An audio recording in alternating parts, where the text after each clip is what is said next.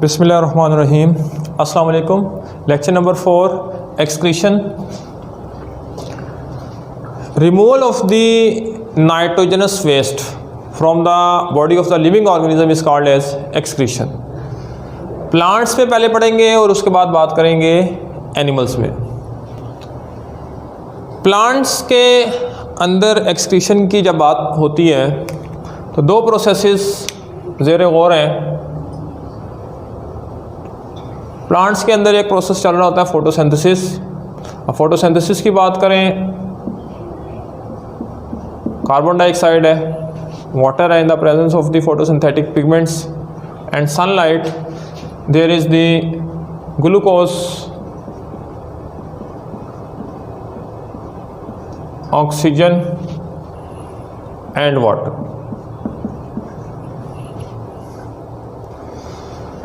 Net अगर बात करें तो नेट जब इक्वेशन लिखते हैं तो उसमें हम वाटर शो नहीं करते। कंप्लीट इक्वेशन मैंने पहले लिखी थी, ये नेट है, दोनों तरह से लिख सकते हैं। रेस्पिरेशन है, ग्लूकोज ऑक्सीडाइज होता है और इससे बनता है carbon dioxide and water. During the photosynthesis process, this glucose is the food for the plant. इसको हम वेस्ट नहीं कह सकते। लेकिन जो ऑक्सीजन है फोटोसिंथेसिस के प्रोसेस में आप इसको कह सकते हैं प्लांट के लिए वेस्ट है। नो डाउट अगर डे टाइम है, फोटोसिंथेसिस हो रही है, ऑक्सीजन बन रही है, उसमें से कुछ ऑक्सीजन यहाँ यूज़ भी हो जाती है। जो एक्सेस प्लांट के पास अब है रेस्पिरेशन में ऑक्सीजन यूज़ होने के बाद, वो आप कह सकते हैं कि वो प्लांट के लिए वेस्ट है। So first one, for in the photosynthesis process oxygen is the by product and during the respiration carbon dioxide and water are the waste. अब ये जितने वेस्ट हैं, ऑक्सीजन है, कार्बन डाइऑक्साइड है, वाटर है, ये प्लांट अगर रिलीज़ करता है तो इनको सबसे पहले ये स्टोमेटा के थ्रू बाहर निकालेगा। इसके अलावा लेंटिसेल्स और क्यूटिकल भी ये काम कर सकती है अगर प्लांट के पास है। सारे प्लांट्स में तो लेंटिसेल्स नो डाउट नहीं होते, लेकिन जो वुडी प्लांट्स हैं उसमें ये काम लेंटिसेल्स भी करते हैं और इसके साथ साथ क्यूटिकल भी ये काम करते हैं। लेकिन प्राइमरी जो स्ट्रक्चर है इन वेस्ट को बाहर निकालने का वो स्टोमेटा। ये तो बात हो गई liquid and gaseous waste product की और इनऑर्गेनिक वेस्ट प्रोडक्ट की। अब हम मूव करते हैं प्लांट्स के जो ऑर्गेनिक वेस्ट हैं, organic and some other inorganic waste, वो प्लांट कैसे रिलीज करता है। इन चीज़ों को बाहर निकालने के लिए प्लांट के पास सबसे पहले लीव्स हैं, स्टेम है, स्टोरेज वेस्ट को स्टोर कर सकती है। बास प्लांट की स्टेम कैसे, अभी उस पर बात करेंगे। कुछ प्लांट्स रूट्स के ज़रिए भी वेस्ट को बाहर निकालते हैं। कुछ प्लांट्स के अंदर अंडरग्राउंड बल्ब होती हैं, सीड्स होते हैं, ये भी वेस्ट को स्टोर कर सकती हैं। अल्टीमेट जब प्लांट का एंड होता है तो ये ज़मीन में रह जाती हैं या प्लांट इसको फेंक देता है और प्लांट अपने वेस्ट को यानी इस स्ट्रक्चर्स के थ्रू निजात हासिल कर सकता है।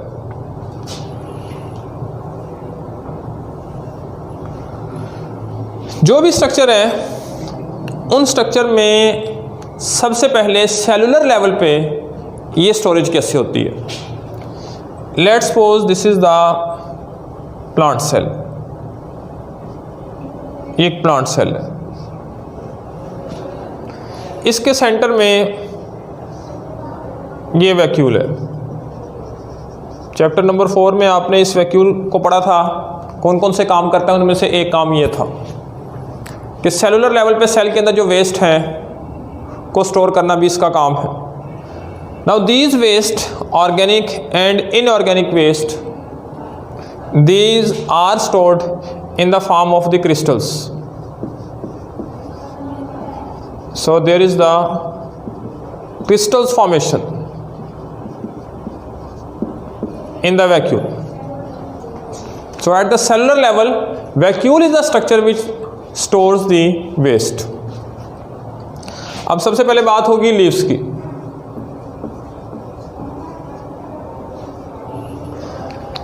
Leaves are said to be the excretophore, means they are responsible for the excretion. कैसे? सबसे पहले होती है लीफ फॉर्मेशन। नया नया लीफ है, बना है, अब वो लीफ आहिस्ता आहिस्ता ग्रो करता है। जैसे ही लीफ ग्रो करता है आहिस्ता आहिस्ता साइज़ में इंक्रीज़ होता है, ग्रीनिश कलर इंक्रीज़ होता है, क्लोरोफिल ज़्यादा से ज़्यादा बनना शुरू होता है, फोटोसिंथेसिस ज़्यादा से ज़्यादा होना शुरू होती है। फिर एक पीक टाइम आता है, मुकम्मल लीफ मैच्योर हो जाता है। लीफ मैच्योर होने के बाद अब उसका आप कह सकते हैं लीफ का सिर्फ एजिंग जो पीरियड है वो स्टार्ट होता है। उसमें जो मेटाबॉलिक वेस्ट थे ऑर्गेनिक इनऑर्गेनिक वो अब स्टोर होना शुरू होते हैं, क्योंकि लीफ खुद तो बाहर नहीं फेंक सकता, लीफ स्टोर करता है उनको। इसी तरीके से लीफ के जो सेल्स हैं, उनके जो वैक्यूल्स हैं, उसमें इसकी स्टोरेज होना शुरू होती है।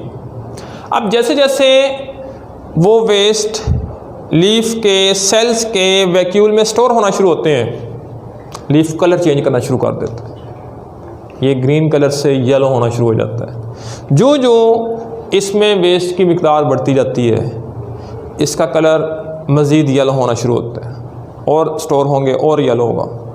अल्टीमेटली ऑटम का सीज़न आएगा, लीफ ऑलमोस्ट येलो हो चुका होगा। Remember, this is not due to the deficiency of the chlorophyll. This is due to the accumulation of the organic and inorganic waste in the leaf cells. फिर at the end वो leaf जो yellow हो चुके हैं सारे almost, वो गिरा दिए जाते हैं। प्लांट अपने इन वेस्ट से इस तरीके से लीफ के थ्रू छुटकारा हासिल करते हैं। So first of all, leaf formation, then there is the maturation, then accumulation of waste, then increase yellowish color of leaf, and ultimately at the arrival of autumn leaves fall. Thus we can say leaves are said to be the excretophore. These leaves and bulb of the certain plants like bluebell, जो underground parts होता है इनका, as they contain the nitrogenous waste evenly, these are considered to be the precious source of the nutrients for the farmers in the field. ज़मीन की ज़रखेज़ी बढ़ानी है, ये गले सड़े पत्ते जिनमें वेस्ट मौजूद हैं बड़े अच्छे खाद के तौर पे काम करते हैं, वेस्ट होते हैं। सो फार्मर इस तरह के लीव्स को तलाश करता है जिससे ज़मीन की फर्टिलिटी को बढ़ाया जा सकता है। दूसरे नंबर पे फिर है स्टेम। ये लीव्स तो एक्सक्रीशन का काम तकरीबन हर प्लांट में कर रहा है। अब जो बात होने लगी है स्टेम की, ये सारे प्लांट्स में नहीं है, ये कुछ कुछ प्लांट्स में है। स्टेम में old xylem, for example ebony एक प्लांट है, बुक ने एग्जांपल भी दी है। ये प्लांट क्या करता है, सबसे पहले जो जाइलम बना होता है, आई मीन ओल्ड जाइलम में वेस्ट को स्टोर करता जाता है।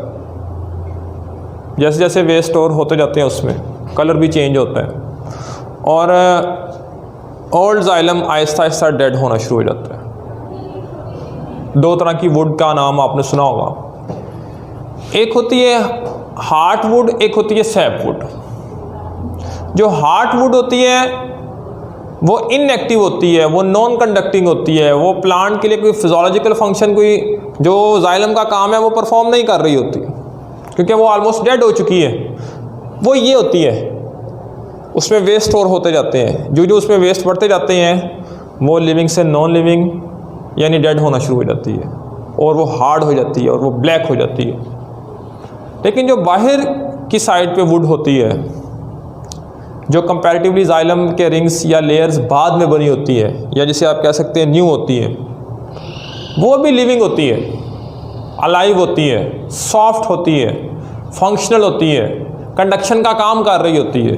That is called as the sapwood. So this is going to form the heartwood old xylem ebony plant. It stores the waste. इसी तरह कुछ प्लांट्स में, for example conifers, roots भी excretion का काम कर रहे हैं। They secrete some waste and these waste may act as chemical weapons। इसका मतलब क्या है? प्लांट है, कॉनिफर्स की मैंने एग्जांपल दी है, रूट्स हैं उसकी ज़मीन के अंदर, रूट्स के ज़रिए वो अपने वेस्ट निकाल रहा है। फ़ायदा plant, waste, specially nitrogenous waste, if they are accumulated in the plant to an extent, they may prove to be toxic for the plant, fatal for the plant, even for the other organism as well। अब plant अगर roots के ज़रिए इन waste को निकाल रहा है, plant का फ़ायदा है।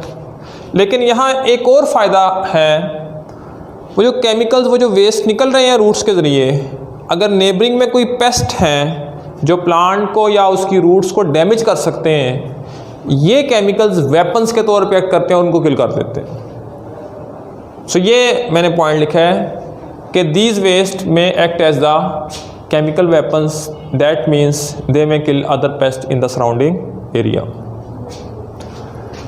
अब बात शुरू करेंगे एनिमल्स की।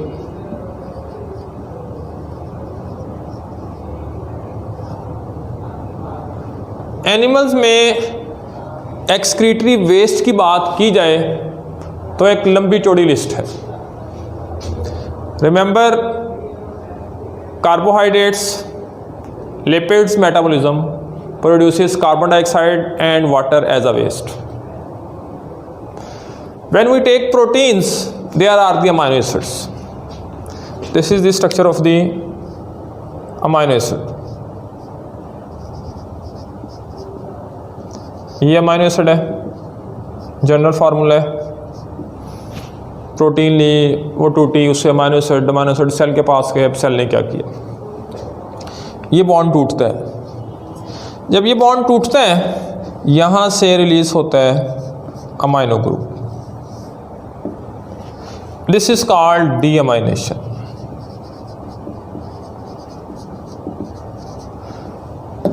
ये जो अमाइनो ग्रुप रिलीज हुआ है, ये रीयूज भी हो सकता है।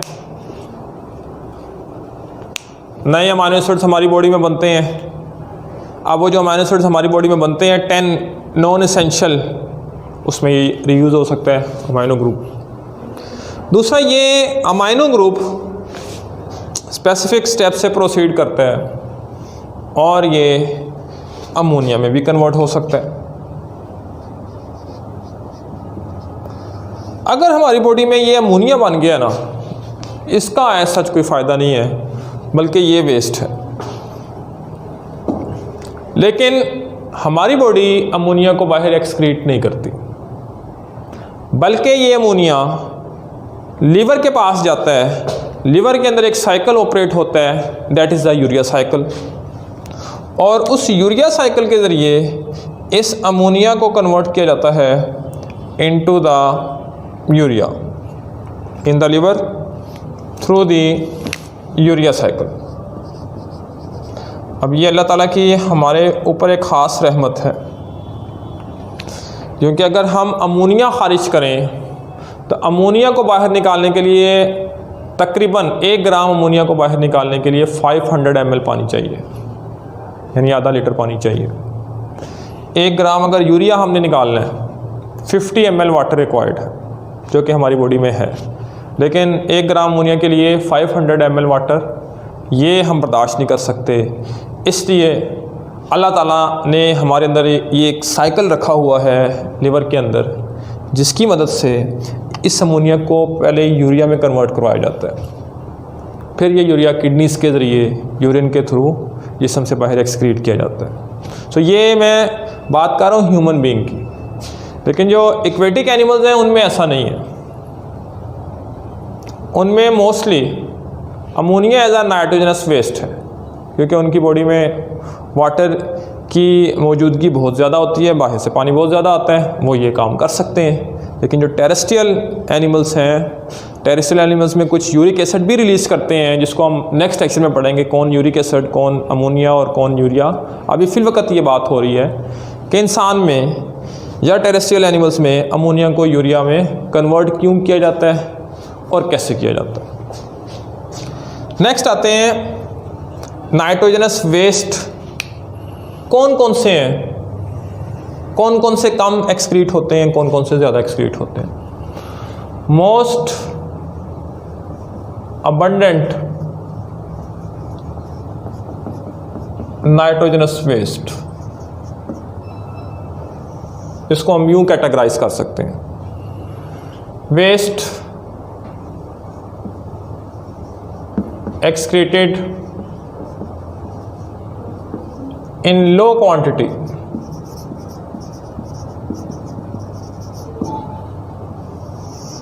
रिमेंबर ये सारे नाइट्रोजनस वेस्ट हैं, ये जितनी लिस्ट में बना रहा हूं ये सारे nitrogenous waste. Then waste excreted